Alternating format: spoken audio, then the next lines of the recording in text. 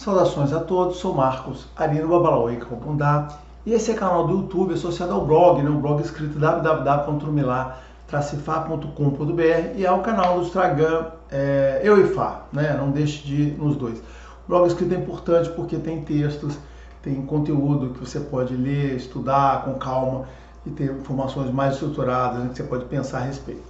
Bom, no vídeo de hoje eu vou finalmente falar um assunto que eu estava aguardando, esperando o momento certo para falar, que é que eu vou falar comparativamente junto dos cultos, das religiões de Fá, do Candomblé e da Umbanda. Esses três cultos, esses três que representam duas religiões e três cultos, eles são muito populares no Brasil, populares em termos, para as pessoas que fazem, que praticam, e eu vou falar sobre os três juntos para poder esclarecer para as pessoas que estão interessadas as diferenças, similaridades, distinções entre eles, ok? Quem estiver interessado nesse assunto, ficamos aí, se não, vamos para o próximo. Bom, antes de iniciar o tema, eu queria dar só um recado interessante, é o seguinte, todos os temas que eu falo aqui são temas escolhidos, e com o objetivo de trazer alguma informação, ou seja, o canal do YouTube, o blog, ele não tem nenhum objetivo financeiro, ou seja, como vocês veem, não tem nenhum númerozinho aqui de consulta, WhatsApp, eu não fico falando aqui, olha, procure minha casa, me ligue, eu não tenho isso, Você vai encontrar outros canais que dizem que passam informação, mas eles começam iniciando ali, passando seu númerozinho de WhatsApp, mandando você ligar para eles, para marcar consultas, e como eles estão ocupados com isso. Esse canal não tem esse objetivo, eu não tenho esse objetivo, não preciso disso, por enquanto, Um dia, quem sabe eu preciso, mas não preciso disso. Então, o objetivo aqui é passar a informação. Então, os temas que eu escolho são justamente temas que têm um objetivo, ou seja, tem uma finalidade, tem uma informação a ser passada. E, geralmente, eu não tenho dúvida que as pessoas que assistem canais são pessoas neófitas, são noviços no assunto, não são pessoas... Eu não falo aqui para babalaôs ou para iniciados, porque essas pessoas não procuram canais do YouTube para ouvir o que elas acham que elas já sabem, tá certo? Eu conheço o esquema, assim, não sou teórico, gente, eu já falo assim, eu estou dentro disso há muito tempo. As pessoas não procuram o canal dos outros para ouvirem outras informações, cara, nem para ouvir uma informação que seja diferente da dele, Então eu falo aqui para pessoas que não são iniciadas, pessoas que estão interessadas. Eu sei que é para esse público que eu estou falando, Então eu tomo este cuidado de eu passar a informação, filtrar algumas coisas no sentido mais didático, no sentido mais explicativo, Eu não estou falando aqui para discutir com especialistas. Se os especialistas quiserem discutir, não tem problema nenhum, façam perguntas. Como eu falei, em qualquer tema que eu digo, eu respondo a primeira, a segunda, a terceira, a quarta, a quinta, a sexta, a 10ª pergunta em sequência sobre o mesmo assunto. Se eu estou falando alguma coisa, a pessoa pode fazer 10, 20, 30 perguntas sobre o mesmo assunto, eu vou continuar respondendo. Eu sei que nem todos os especialistas fazem isso, Tem especialista que você faz a primeira, ele responde mais ou menos, a segunda já não responde, já troca de assunto. Mas então o canal tem isso e todo vídeo que eu faço tem um objetivo de passar uma informação e é por isso que eu faço vídeos, para orientar as pessoas. Eu sempre falo isso, para orientar as pessoas a tomarem as melhores decisões. Quem vai tomar as decisões, quem vai fazer as coisas, quem vai fazer a iniciativa são vocês mesmos, vocês vão fazer. O que eu procuro fazer é dar a informação para que vocês possam pensar no que eu falo, pensar no que as outras pessoas falam e tomarem a sua própria decisão do que vocês acham que é mais razoável, o que vocês acham que tem bom senso, que vocês têm razão.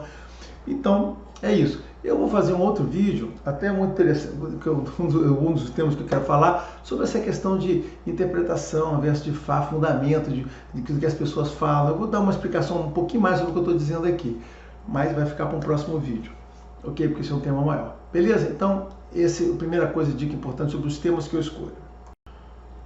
Vamos lá. Bom, eu hoje vou falar de Ifá, Candomblé e Umbanda. Finalmente, eu vou falar sobre as três coisas juntas, com o sentido de dar uma consistência, explicar as semelhanças e diferenças entre elas, para que as pessoas possam entender onde estão ou para onde querem ir, tá? Tem sempre um objetivo bem prático. E Ifá, Candomblé e Umbanda, eu já falei separadamente, ou vários vídeos sobre um ou outro, Eu já falei sobre Ifá e Candomblé, sobre Ifá e Umbanda, falei, o Candomblé e Umbanda, já fiz alguns vídeos assim. E nesse eu estou falando sobre os três juntos, que é bem interessante. Como são muito populares, são muito conhecidos, eu acho que vale a pena esclarecer o que você vai encontrar em cada um deles.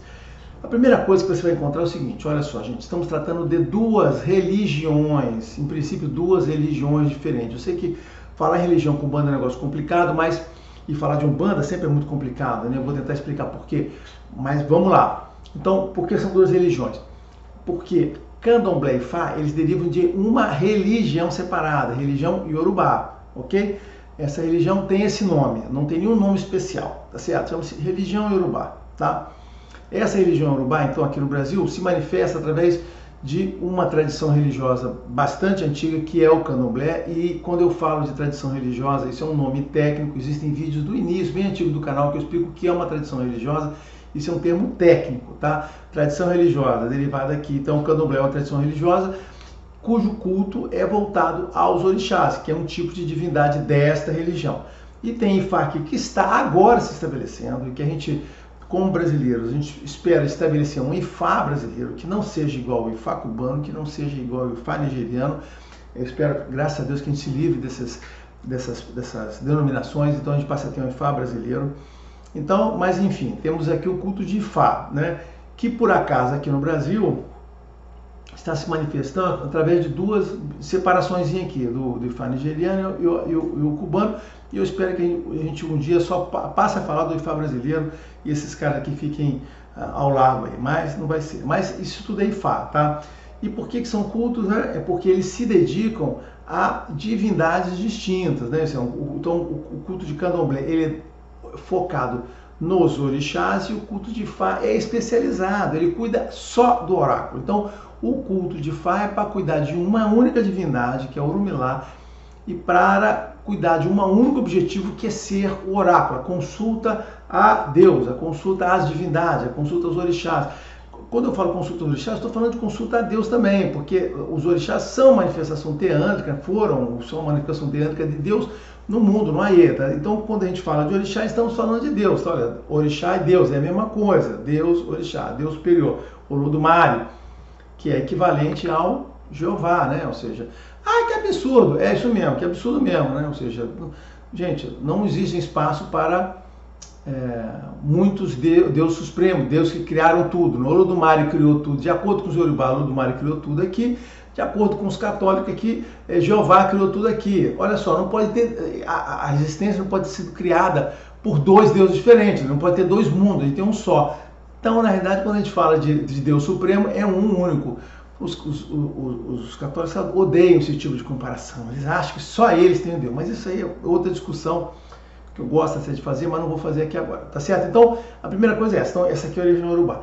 E a Umbanda? Bom, a Umbanda, gente, ela não é ligada à religião Yorubá, isso é uma coisa muito importante para vocês entenderem. A Umbanda, ela é basicamente ligada à religião católica, essa é a origem da Umbanda, e também ligada ao espiritismo, né? Ou seja, por quê? Porque a Umbanda, quando foi criada, ela se associou à raiz religiosa católica, de onde buscou teologia, teogonia, né? A cosmogonia, toda essa construção religiosa, ela busca da religião católica, mas ela puxou, tá certo, né? do espiritismo alguns aspectos que a religião católica não tinha, tá certo? Alguma parte da teologia que não tinha e que era necessário para sustentar a existência da Umbanda, porque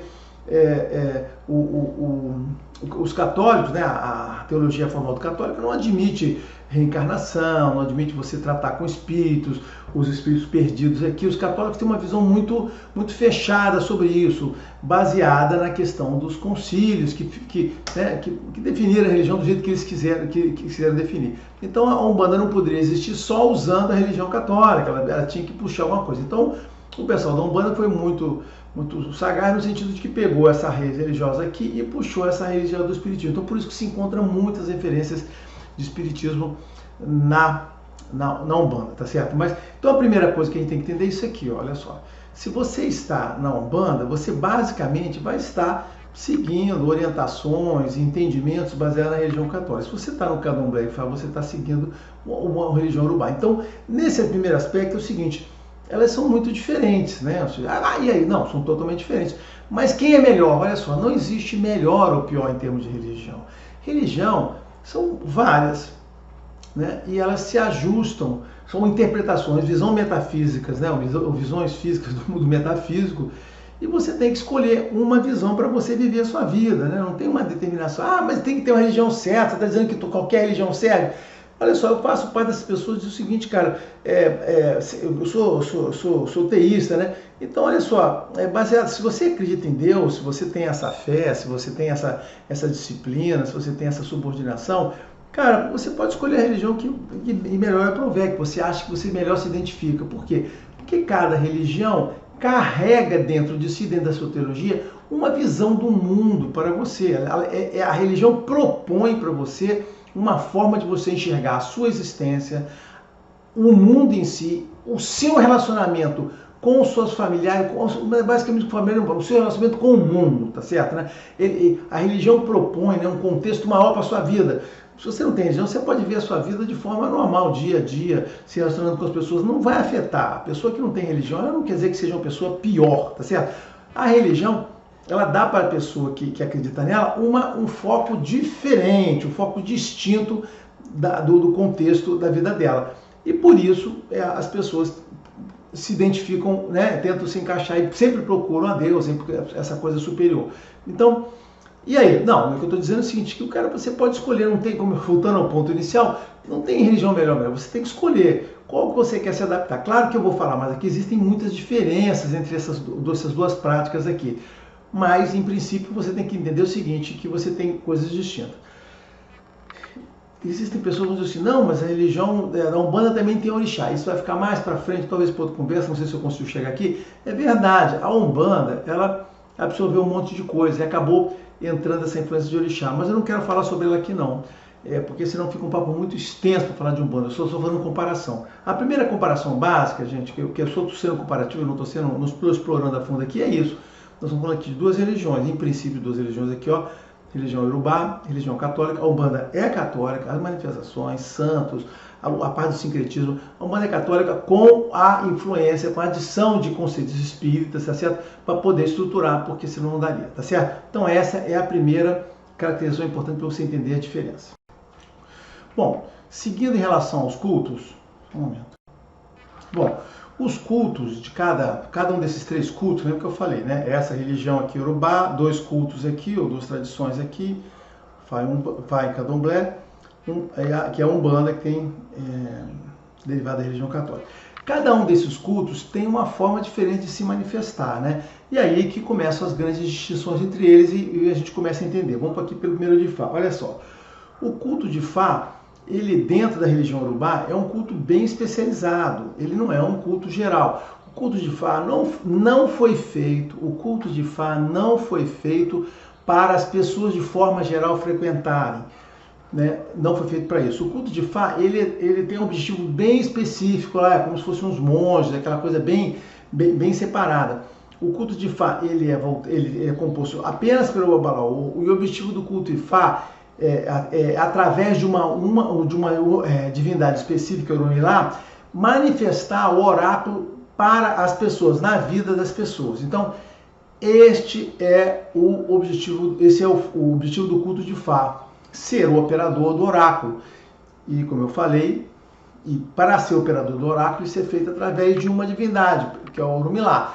Então, que tem um único sacerdote, o Babalaô, e o Babalaô se relaciona com o Orumilá, e através do oráculo de Orumilá, ele pode passar para as pessoas as mensagens de Deus. Então, quando você tem alguma dificuldade na sua vida, ou quer alguma orientação do como viver, você procura o oráculo de Fá, porque através do oráculo de Fá, o Babalaô, fazendo um trabalho direito, ele vai passar para vocês mensagens que a religião tem para você, orientações que Deus tem para você. Essa é a nossa crença, certo? Então Deus se manifesta através de Orumilá no oráculo e ele vai lhe dar orientações. E por que Deus faz isso? Porque antes de você nascer, você vai a Deus, você estabelece o objetivo para a sua vida e Deus garante o suporte para a sua vida aqui. Ele garante o suporte apoiando você, lhe dando ferramentas e lhe dando os orixás para ajudar na sua jornada, na sua vida, tá certo? Então aqui não vou alongar no conceito teológico que envolve a vida sob o ponto de vista Yorubá, mas é isso aqui que está envolvido. Então o oráculo, que é esse culto, ele é voltado para o oráculo, ele é voltado para o indivíduo. Olha que eu estou começando a falar as diferenças aqui. Então, o indivíduo vai lá e o oráculo é baseado nisso. Então, o Ifá está orientado para o indivíduo. Um indivíduo que vai lá, vai ser atendido. O Orumilá vai conversar especificamente com ele sobre os problemas dele, dar orientações, principalmente o Ifá. O que envolve Ifá é mudança de comportamento. Existem alguns processos de magia envolvidos, mas não são profundos e nem são o objetivo final. O objetivo final do Babalô não é fazer magia, não é fazer lidar com o supernatural. O objetivo do Babalô é te ajudar a você mudar o seu comportamento, para você poder receber as bênçãos de Deus. Isso é uma conversa que eu já falei em outros vídeos que eu falo sobre Deus aqui, parará, mas tá lá. Então isso aqui. Então o oráculo, o culto de Fá, olha a grande diferença, ele é voltado para o indivíduo. Vai lá uma pessoa de cada vez. E ele tem um único sacerdote, que é o Balaô. E não tem aquela coisa de comunidade, gente, né? Não existe essa coisa aqui. O Ifá é para isso. Aí existe o segundo culto, o candomblé, que é o culto de orixá. Dentro dessa religião existem vários cultos de orixá. O candomblé é o nosso culto, tá certo?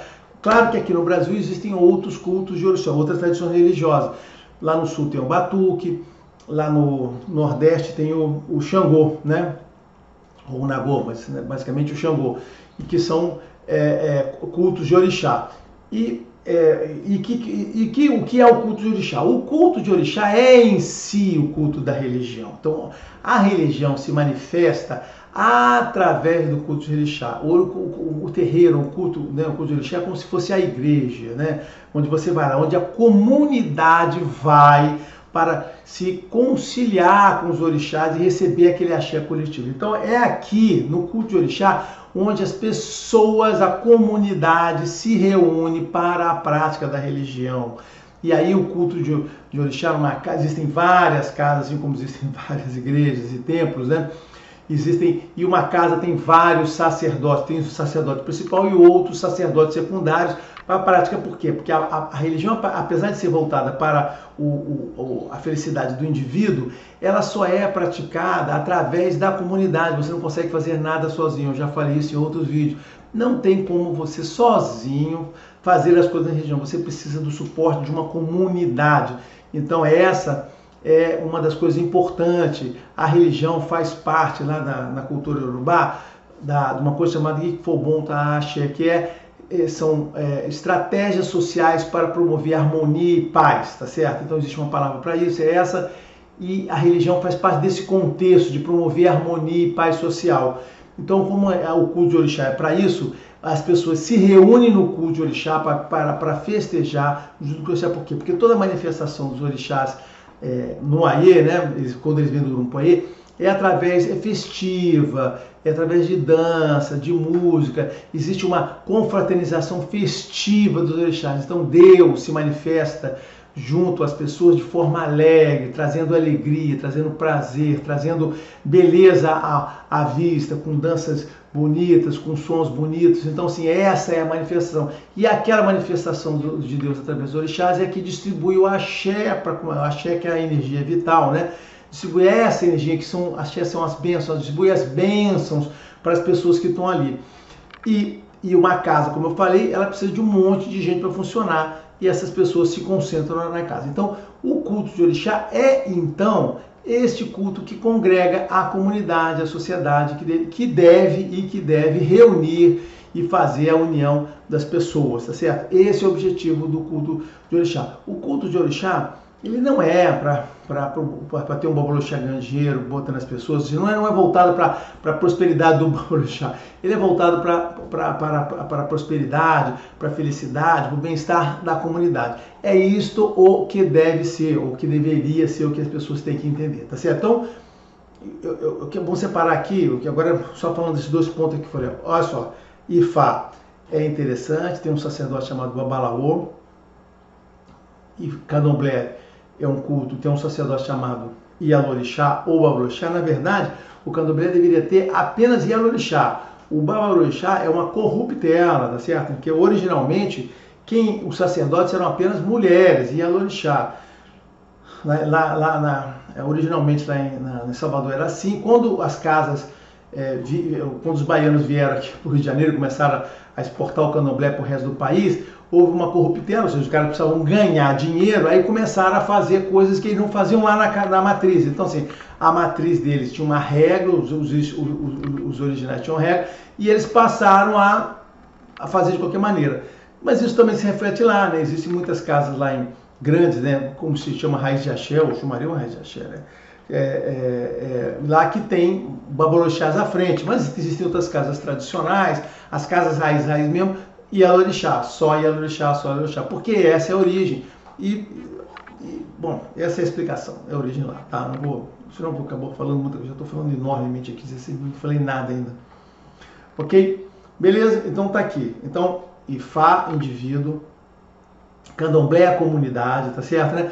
E que faz para. Então, quando você vai entender essa religião, você tem que ter o seguinte: você estou indo para a prática comunitária ou a prática individual. Não adianta. Eu já vi que tem babalô que quer repetir o formato da casa de orixá, quer reunir pessoas ali, fazer não sei o que, comemorar eventos, cultos. Olha só, não é isso. Isso está errado. Não faz parte da religião isso. O que faz parte é o babalaô lá, no máximo com aquela comunidade de estudantes dele. Vamos dizer que o babalaô decida ensinar aquilo que ele sabe para algumas pessoas, ele vai escolher alguns iniciados lá para poder ter junto dele, e é composto daquelas pessoas que estão ali fazendo as coisas, ajudando outras pessoas que procuram ele e aprendendo. Então, uma casa de Fá, ele é composto do babalaô, os aprendizes dele, né, os babalôs em formação aqui, e eventualmente as pessoas que vão lá se consultar. A comunidade se reúne no curso candomblé. Bom, e a Umbanda? A Umbanda é igual essas duas coisas juntas, né? Olha que coisa interessante. Você vê esse modelo separado aqui? Só que eu vou falar esse modelo aqui. Claro que o culto de Fá é destinado, mas existe também o oráculo no culto de candomblé, é isso mesmo. O candomblé não tinha Ifá, o Brasil não teve Ifá. Por uma característica do culto de orixá, o Ifá só pode ser feito por homens, né? Então, na origem do candomblé, só tinham mulher, candomblé e Ialorixá. Então, as pessoas, e para você formar uma linhagem de Ifá, você precisa ter, para formar um babalô, você precisa ter outro, no mínimo, sei lá, 8 ou 16, no mínimo 8. Então, você precisa ter. Então, aqui no Brasil não tinha 8 babalôs para fazer outro babalô, tá certo? Houveram babalôs no Brasil, poucos babalôs que estiveram aqui estão documentados logo no início do século 20, né? Então lá alguns babalôs, foi até metade do século quando eles morreram e se foram. Então esses babalôs não fizeram escola, porque eles não tinham como reproduzir a linhagem de Fá, porque eles precisariam ter vários babalôs para fazer isso aqui.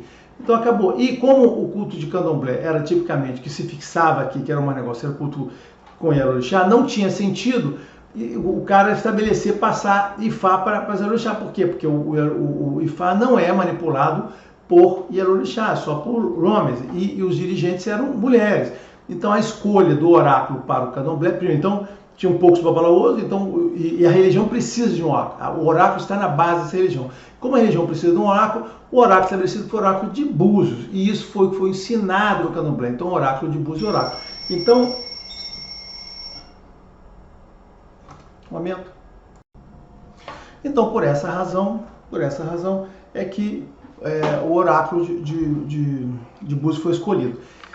Então acontece o seguinte, então apesar de a gente ter um culto específico aqui por oráculo, o candomblé também tem esse oráculo e as pessoas não precisam só ir para lá, então o próprio candomblé se basta ali. Claro que existem diferenças entre esses dois, pode ficar ponto do negócio, né? Esse oráculo tem uma profundidade um pouco maior, eu vou falar sobre isso em outro vídeo, tem uma profundidade um pouco maior do que esse aqui, eu acho que eu inclusive já comentei sobre isso, mas vamos lá.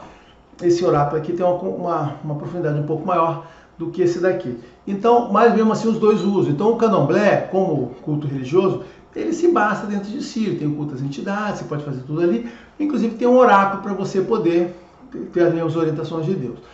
Aí você fala, mas cara, os dois têm oráculos, e aí é onde eu vou? Olha, você pode ir onde você quiser, na verdade nós estamos falando aqui de religião, né? Não estou falando aqui, eu sempre digo isso, né? Não estou falando de religião, não estou falando aqui de gente de macumbeiro, de solucionador de problemas, certo, né? Eu sempre digo isso, você não pode procurar esse lugar para ficar resolvendo problemas que você tem na sua vida e que você não consegue resolver. Eu estou falando de religião. Eu estou dizendo que nessa religião tem uma estrutura assim, esse aqui é um culto que só faz oráculo. É especializado nisso. O trabalho do Babalaô é se aprofundar na análise dos problemas das pessoas, na análise da vida dele, para poder passar as melhores mensagens para a pessoa, para poder aquela pessoa saber como mudar o comportamento dela perante a vida. O candomblé também tem isso, tá? Ou seja, e além disso tem um culto de negócio. Falando sobre o ponto de vista de oráculo, só para poder dar essa unificada aqui nesses dois aqui, acontece o seguinte, o candomblé, o oráculo, como eu não sei se eu já expliquei, tem várias camadas. Existe uma camada básica aqui inicial, que é a camada na qual você analisa problemas das pessoas que estão aqui para problemas imediatos. Essa parte básica aqui inicial, ambos os oráculos conseguem fazer, tá certo? E o oráculo de Búzios é muito bom, principalmente para essa parte aqui. Existem alguns problemas que são mais profundos, que envolvem muito mais o destino das pessoas, envolvem uma parte comportamental muito mais profunda dela, de mudanças necessárias dela. Então, essa parte mais profunda que está envolvendo a pessoa em si, a vida dela, né, o objetivo dela na vida, o destino, como é que ela conduz a vida dela, isso, aí a minha posição como pessoa que já foi de candomblé, que já usou búzios, tá certo? E que hoje é babalaô e usa Ifá. Isso você só vai encontrar aqui, porque esse é um culto especializado, e esse oráculo é especializado aqui. Então aqui você vai encontrar aqui. E aqui não, aqui é muito bom naquela parte dos problemas mais imediatos aqui. Agora qual é o problema? O problema é que tem muito babalaô. Isso para você chegar, para você ter essa capacidade, essa proficiência, para poder fazer essa análise profunda, precisa de muitos anos, precisa de estudo, realmente. A pessoa tem que se aprofundar naquilo, em termos de psicologia, filosofia, entendimento das mensagens do oráculo, que são complexas. Não é fácil aprender Ifá, é muito difícil aprender Ifá, é muito difícil você entender as mensagens, os significados e conseguir traduzir. Não é coisa para qualquer pessoa, eu digo assim, não é coisa para qualquer, é muito complicado. Então tem babalaô que não consegue chegar nesse ponto aqui, ele fica aqui. Então, por muitos aspectos, isso aqui é igual a isso aqui, não vai fazer nenhuma diferença para você. Tá? Se você está achando que está indo num lugar melhor, não é verdade, o cara vai consultar com o mesmo nível aqui. Então, bons jogos de búzios são igual a bons oráculos de Ifá, tá certo? Vai estar lá. Só que, né, se você conseguir achar um que consiga chegar nisso em profundidade, é mais uma raridade você conseguir chegar nesse ponto, ok? Beleza. Então, esse é o contexto aqui dos dois. E a Umbanda, né? Nós estamos agora falando falar da Umbanda aqui. E a Umbanda? A Umbanda é interessante. É uma outra religião, não tem nada ligado aqui, né? A Umbanda é tudo aquilo junto aqui. Então, a Umbanda, a Umbanda é muito parecida com o culto de Orixá. Não tem nada a ver. A Umbanda, lembrando que na Umbanda não se cultua Orixá, tá certo? Né? Então, a Umbanda, nessa religião aqui da Umbanda, religião brasileira. Lembrando que a Umbanda é uma religião brasileira, foi criada em 15 de novembro de 1908, ela foi criada, começou em 15 de novembro de 1908, não tinha antes e começou depois. Eu tenho um outro vídeo que eu vou falar, que eu vou fazer, que eu vou falar sobre isso, sobre essa diferença, o que foi, qual é a importância da Umbanda. Então, quem quiser entender um pouquinho mais de Umbanda, a importância dela, a relevância dela no cenário religioso, espere outro vídeo, tá? Então, a Umbanda está aqui, era tudo aquilo junto, né? A Umbanda, ela tem o culto, ele é voltado às pessoas, você vai lá para se consultar, para resolver os seus problemas individuais. Você, nessa ida individuais, você vai ter guias, né? O oráculo principal da Umbanda são os próprios guias, aqueles guias que estão incorporando as pessoas. Eles vão lhe passar informações, dar orientação para a sua vida. Os principais guias da Umbanda são aqueles que passam orientações para você, que passam mensagens, assim como eu falei, uma vez eu fiz um paralelo muito grande entre a Umbanda e Ifá, porque a Umbanda também é voltada para mudança de comportamento. As pessoas acham que vão para a Umbanda para fazer macumba, para fazer magia, feitiço. Não é verdade. No vídeo da Umbanda eu vou falar sobre isso. A Umbanda é voltada para mudança de comportamento. Quando você faz a consulta com um preto velho, quando você faz a consulta com um caboclo, ele está ali falando com você, tentando mudar o seu comportamento. O que eu vejo na Umbanda é que as pessoas vão lá, ouvem aquelas coisas todas, entra para um ouvido, sai para o outro, no dia, na gira seguinte já está lá falando, pedindo as mesmas coisas, porque aquelas pessoas querem uma mudança mágica na vida delas, externa, elas não querem mudar o comportamento. Como eu falo, como babalaô, eu digo o seguinte, eu fiz um vídeo, olha só, estou voltando, o vídeo que eu falei sobre, eu estou fazendo um replay aqui, porque o vídeo que eu falei da Umbanda com Ifá foi a mesma coisa. Como babalaô eu vejo a mesma coisa, as pessoas vão em Ifá, você fala aquele monte de coisas, de conselho, entra com um ouvido para o outro, pergunta, mas então é bom para mim? Eles querem saber. A mesma coisa aqui. vai lá para um guia daquele, aquele guia fala coisas, palavras ótimas, explicações, não sei o que, tarará, e a pessoa, você vai fazer uma vela, vai fazer um trabalho para mim, não sei o que, é o que ela saber. As pessoas estão muito pouco dispostas a mudar o comportamento delas, mudar aquela ação, e estão querendo só apenas soluções mágicas. Ela não quer mudar o comportamento, não quer ser uma pessoa melhor, quer alguma coisa que afete uma pessoa que ela é desagrada, um desagravo dela, tá certo, né? Um agravo dela, ela quer alguém que resolva o problema externo para ela. Ela tem um problema, a solução do problema dela não é ela resolver o problema dela, sempre alguém externo resolver o problema dela, tá? É isso que ela quer fazer. Então a Umbanda trata o indivíduo e também a prática coletiva. Você vai na Umbanda, você confraterniza ali com Deus, com os guias que estão ali, né, manifestando. Você tem aquela coisa da roda, do axé circulando, distribuindo para as pessoas, independente de você estar ali consultando ou não, fazendo um trabalho, a sua própria presença numa casa no dia de uma gira é uma coisa que vai lhe fazer melhor. Então faz o mesmo efeito que você tem aqui no candomblé. Então, e a Umbanda também tem, falando os termos de oráculo, o principal oráculo da Umbanda são os próprios guias. Existem alguns dirigentes, né? A Umbanda não tem problema de dirigente ser homem ou mulher, né? Ser comandante ou comandante. O comandante pode ser qualquer sexo, né? Então, o dirigente da Umbanda pode ser qualquer um, né? O pai de santo ou mãe de santo, tanto faz, não tem esse tipo de coisa. Então, mas o oráculo principal são os próprios guias falando para as pessoas, né? Sendo que alguns ainda podem usar búzios, né? Existe o búzio na Umbanda, mas esse é um assunto também polêmico, tá? Polêmico, mas existe. Ok? Então, beleza. Então, essa é a Umbanda. Então, na Umbanda, você vai encontrar tudo aquilo, só que de uma forma diferente. Agora eu vou falar a grande diferença, porque quando você vai na Umbanda, vamos lá, né? Para encerrar esses primeiros 30 minutos. Meu Deus do céu. Vai encontrar aqui, que você vai encontrar aqui na Umbanda, né? Você vai encontrar aqui na Umbanda as mesmas coisas que você encontrou lá no Candomblé e os mesmos tipos de orientações. Só que na Umbanda, você fala diretamente com os guias conversam com você, eles falam sobre o seu problema. Se aquilo for um bom guia, se for um bom médium, se aquele guia está sintonizado com os seus problemas, né? Olha só, cuidado, né? As recomendações. Se ele está sintonizado com o problema, você vai ouvir da boca dele explicações, você pode perguntar, responder, perguntar, ele responder, perguntar, você tem uma interação. Aqui no Candomblé é diferente, é um jogo, o cara fala, você vai falar com um intermediário, ou empate também, você vai falar com um intermediário. Você não tem a oportunidade de ficar fazendo várias perguntas, explorando, vindo para cá. A Umbanda, ela tem uma interação muito maior, você tem uma capacidade de interagir, de analisar o seu problema, ou descobrir as suas questões muito maior, porque você está falando ali, né? O guia está conversando, te explicando de forma bem clara. Aqui você depende do intermediário, do Babalorixá, ou da Yalorixá, ou do Babalorixá, que você depende do Babalô falando para você. Aqui não, aqui você está falando com o guia diretamente, você tem um contato com ele, e nesse aqui você tem intermediário. Então, a Umbanda ela tem uma dinâmica muito interessante, né?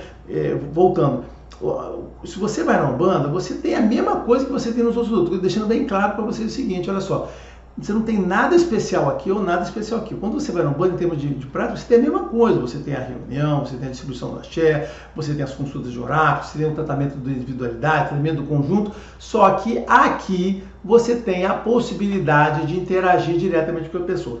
Mas onde está a diferença então? Não, existe diferença. Por quê? Porque aqui a gente está dentro de uma teologia, né? Assim, as mensagens vão ser transmitidas baseadas em uma forma e aqui dentro do outro. Isso é uma coisa muito importante que deve entender. Por quê? Porque o representante, o sacerdote de uma religião, ele fala com você, mas não fala com você como um amigo nem como um psicólogo. Ele fala com você representando o conhecimento que aquela religião traz para ele. Então, quando essa pessoa daqui, a Yalorixá ou o Babalaô, eles forem falar com a pessoa que consulta eles, ele tem que falar baseado nas coisas que a religião dele traz. E esse aqui tem que falar baseado na coisa que essa religião traz, tá certo? E essa é a segunda parte da conversa que eu vou falar um pouquinho, vou começar a descer dentro dos cultos agora e vou lá, vamos seguir para a segunda parte. Bom, antes de começar essa segunda parte aqui, esses vídeos acabam ficando longos, né? Eu fico meio decepcionado de não conseguir ser tão objetivo assim, mas aqui tem muito conhecimento, não adianta eu passar por informações por passar, né? A vontade eu tenho que fazer é parar de fazer esses vídeos curtos e dar cursos, né? Ou seja, seria muito mais produtivo falar aqui, olha, vocês vão assistir uma hora direta ou várias aulas de uma hora para vocês entenderem os assuntos com calma, tá? Esse é o meu objetivo. Mas eu tento, dentro da medida de alguma coisa, passar isso aí. Então, tem limitações, né? Eu sei que todo mundo tem saco de ficar vendo assim. De repente, curso, né? Você paga por isso, né? Vai ter mais tempo a olhar. Mas então, vamos lá, vamos seguir agora, fazer depois dessa pequena pausa. Eu estava falando do culto. Olha só, o que está envolvido nesse negócio aqui olha que eu faço anotações, hein? Mesmo assim é complicado a gente ser o negócio. É que, assim, cada culto desse aqui, esse, traduz as mensagens de Deus pra gente. Essa é a parte importante que vocês têm que entender. Vou repetir, você não vai lá consultar uma pessoa com bom senso, não sei o que, você vai consultar um sacerdote, e isso é muito importante. Quando você procura uma religião, se você procura um padre, você procura um pastor, você procura um rabino, essas pessoas, a Yalorixá, o Babalaô, a Yalorixá, o padre, o pastor, o rabino, ele tem que falar com vocês baseado, sim, na experiência pessoal dele, na vivência dele, e isso faz a grande diferença, né? Ou seja, porque se você vai falar com um padre que é novinho, que tem 20 e poucos anos, o que essa pessoa vai poder falar para você? Você vai falar com o Babalaô, que tem ali um garotinho em imberbe, como tem muito aí, o que ele vai poder falar para você? Vai falar com o Yalorixá, que é uma pessoa também, uma mocinha, não vai fazer nada. Então, assim, a experiência sim conta no sacerdote. Por quê? Porque é só quando ele vive a vida dele, quando ele erra e quando ele acerta, quando ele vê erros e acertos das pessoas, quando ele vê os seus próprios erros, é que ele cria nele uma consciência do que é o certo, o que é errado, o que é o bom senso, o que dá certo, o que não dá. Então, a experiência é muito importante quando você procura um sacerdote. Então, não adianta, você não vai ter o mesmo resultado se você procura lá um sacerdote novinho, um sacerdote mais experiente. Você tem que ter noção disso, tá? Bom, mas esses sacerdotes, todos que eu citei aqui, eles têm que passar para você o quê? Quando ele conversar com você, quando ele for trazer essas mensagens, ele tem que passar para vocês as mensagens que a religião que ele aprendeu diz que é para passar. Veja bem, essas pessoas não são psicólogos, eles não são humanistas, eles não estão ali passando conhecimento da humanidade, ele não está ali para passar Freud ou Jung, ele não está ali para passar essa coisa não. Ele tem que passar para vocês o que a religião, que eles aprenderam, dizem. Ele tem que falar sobre os conceitos de valores, de ética, de moral, de comportamento que a religião manda, tá certo? Então todas essas três, todo mundo que está aqui, né? O pai de santo é mãe de santo, e eu vou repetir, né? Babalaô, Yalorixá, o pai de santo, mãe de santo de Umbanda, padre, pastor, rabino e qualquer coisa lá, já esqueci. Tá certo, né? Eles têm que passar o que a religião, eles têm que representar o que a religião disse. Lembra que eu falei para vocês, a religião é a comunicação entre Deus e a gente. Né? A religião, as pessoas dizem, a religião não é necessária. Não, já favor, vou ter que voltar nesse ponto, né? Chato, mas tem que voltar. Olha só, a religião não é uma coisa necessária na relação entre vocês e Deus. Vocês estão enganados, já falei. Se você quiser se relacionar com Deus da sua forma egoísta, para ele ser sempre o que você quer, beleza. A religião, todas as religiões, não é essa, todas as religiões, elas representam a comunicação, as orientações de Deus para nós. Então a religião, ele é um repositório de informações e de orientações que Deus nos dá para a nossa vida aqui. Olha que interessante, nós estamos aqui vivendo, Deus está aqui. A religião é o que traduz as orientações de Deus.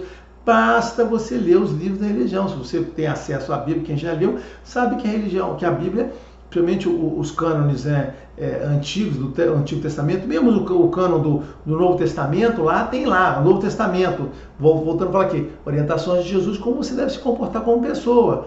Então, assim, isso está na religião. Você não pode dizer o seguinte, se você quiser se relacionar direto com Deus, você vai relacionar. Agora, se você quiser entender o que Deus quis passar para a gente através dessa religião católica, o que ele está dizendo como você deve ser, se você quer seguir aquelas coisas que Jesus falou, então você está seguindo essa religião aqui. Então você deve seguir, acreditar nela e seguir.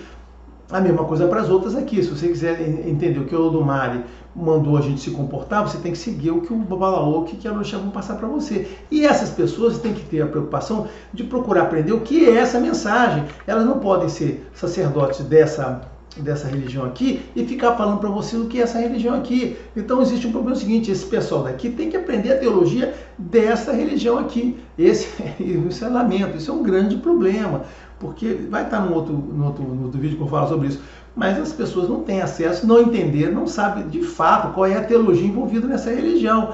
Aí elas ficam falando ali o que elas acham que é, o bom senso dela, que é muito ruim, né? Você às vezes você procura uma orixá, um babalorixá, e a orixá ela vai te falando ali a opinião dela sobre as coisas, né? Às vezes a pessoa não foi orientada, não houve uma formação sacerdotal, então a pessoa não entendeu que ela tem que passar o que a religião está dizendo, os valores, a forma, e usar como exemplo. E nesse caso aqui do candomblé, como é que é? Onde é a fonte disso? São os mitos, aqueles mitos do orixá, aquelas histórias, eu expliquei por que é importante, né?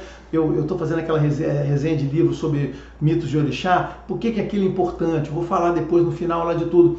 Porque é lá que você tem essas informações. Então a pessoa tem que conhecer aqueles mitos, entender aquelas histórias, interpretar, ter aquilo na cabeça, para na hora que falar a pessoa, ele falar as informações que estão contidas naquelas histórias. Por isso que é importante também você ter histórias decentes, histórias relevantes. E o cara de fala, onde é que ele fala? Ele fala o conteúdo do Odumeji, vai lá, o Odumeji vai pegar mais pessoas, eventualmente pensando algumas coisas que estão no Omodu que saiu para aquela pessoa. O Babalô tem que ter esse conhecimento de saber buscar a base nos Meiji e a especificidade na pessoa. Então, assim, isso aqui eu lamento, cara, eu lamento. Existe um problema muito sério de formação sacerdotal aqui, de as pessoas não entenderem o que tem que aprender. Aqui o pessoal dos católicos conseguiu resolver isso, os judeus conseguiram resolver isso, né? Os protestantes mal e porcamente resolveram isso, tá certo? Muito mal e porcamente, porque teologia protestante é um negócio muito complicado, né? Mas eu não vou entrar aqui no mérito deles. É muito complicado mesmo, muito complicado mesmo. Formação existe formação, mas é muito confuso. Eles têm que decidir qual é a deles. Mas em princípio sim, né? Quando você vai no pastor, ele vai lá na Bíblia, vai ler os livros antigos, ele pega o cânon do Antigo Testamento, começa a falar aquelas coisas lá, assim, quando ele deveria estar falando do Novo. Mas vamos lá. Mas o ponto aqui, eu não queria entrar no detalhe da crítica dos outras religiões. É isso aí, quando você procura, as pessoas vão passar para você. Bom, qual o problema que nós temos na Umbanda? Nem sob esse ponto de vista, que eu quis dar essa explicação geral de formação sacerdotal, que eu já disse, essa aqui é muito ruim. O que acontece na Umbanda? Aí é que é complicado, porque o cara da Umbanda, ele tem que definir qual é o cânon dele, ou seja, qual é a base, qual é a teologia que ele vai referenciar para poder dizer, tá certo, né? Porque uma coisa são os guias falando, os guias falam, o guia é aquele oráculo individual, está falando para aquela pessoa o que ela precisa ouvir, o problema dela, não sei o quê. O dirigente da Umbanda, como vai assistir a comunidade que procura ele lá, que procura orientações, lembra? As pessoas vão deveriam ir na Umbanda para se reunir, para ter acesso à religião. E a religião é uma prática coletiva, não é individual. O que as casas de Umbanda têm que ter atenção, assim como a casa de Candomblé, eu falei, vale para os dois aqui, né? É que elas não podem ser lugares de consulta, de tirar consulta, não pode ser a casa de Umbanda, gente, não pode ser aquela coisa de distribuir sempre para você falar com cada guia e resolver os problemas individuais. Isso está errado, cara. Isso é um modelo errado de Umbanda, um modelo obtuso de Umbanda, em que a pessoa vai lá, basicamente, estou esperando a minha vez, quero minha senha, falo com aquele guia, vira as costas e vou embora. Onde está a prática da religião, onde está a orientação? O dirigente, o pai de santo e a mãe de santo, eles têm que transformar aquele culto, aquela oportunidade, numa outra coisa maior, né? Ou seja, assim como os católicos fazem a missa ser um contexto maior, assim como os pastores fazem lá os cultos deles ser um contexto maior, os rabinos também, em que, além da parte individual, eles têm aquela parte coletiva. Então, a parte religiosa que é voltada para a coletividade, a Umbanda, ela tem que ter a parte coletiva, onde a pessoa, o sacerdote, estou falando da Umbanda agora, né? O pai de santo e a mãe de santo, eles se dirigem para aquela comunidade, para as pessoas que frequentam, eles falam as mensagens da religião, as orientações maior de Deus para aquelas pessoas, a motivação, a esperança. Ele tem que fazer. O culto da Umbanda tem que ser baseado, não pode ser só baseado. A Umbanda não pode ser só baseada em tocar atabaque, cantar, dançar ali e fazer consulta de vida. Me dá a minha senha aqui, ou seja, na realidade as pessoas cantam para que os guias venham e saem tomando consulta. Não pode ser isso, não pode ser aquela introdução rapidinha ali só para dizer que falou, não sei o que, louvei, agora vamos lá, em consulta. A casa de Umbanda não pode passar ali, cara, 1, 2, 3 horas ali, os caras fazendo senha e pegando consulta, fazendo um trabalhinho, depois, aparece aqui amanhã para fazer um trabalho e tal. Isso é uma prática pobre. Se a Umbanda está nesse formato, ela está numa prática pobre, uma prática que não está agregando as pessoas. Então, sim. Então, o que acontece aqui, que eu digo para você que tem um problema, as pessoas têm que conseguir se identificar com uma teologia, se formar para isso e transmitir. E aí é que tem um grande problema do pessoal da Umbanda, né? que as pessoas ficam meio assim, meio perdidas. Por quê? Porque você não encontra, né, guias, livros de Umbanda, referências de Umbanda, em que passa essa coisa da religião. Então a pessoa que ela faz, ela olha ali, o católico tem aquela Constituição, aquela missa, o culto, o padre falando aquelas coisas importantes, relevantes, aquele negócio todo lá, né? E vê com o seu, olha no candomblé, aquele conhecimento, tem orixá, isso aqui, no que pese os cultos de candomblé serem voltados apenas para essa parte que eu falei que não são nobres, né, que deveriam ter mais coisa lá, mas ali tem conhecimento, tem teologia, tem negócio. Aí ele chega e pergunta, bom, aí eles ficam naquela questão de séria, assim, qual é o meu modelo, né? Qual é o meu modelo? Então, o modelo deles, então isso que gera no pessoal do Umbanda essa questão dessa frustração. Por quê? Porque eles acabam ficando muito focados naquele indivíduo e no assistencialismo para aquelas pessoas que estão ali. Elas perdem o contexto da religião. Bom, era isso. Assim, esse aqui eu vou terminar essa primeira parte desse vídeo. Esse vídeo vai ter outras partes, tá certo? Essa foi a primeira que eu fiz. Falei muito mais do que eu queria, são 40 minutos já falando, né? Mas era isso, eu queria passar para vocês essa parte que está envolvida nessas grandes comparações, tá certo? Vamos seguir, no próximo vídeo eu falo mais disso.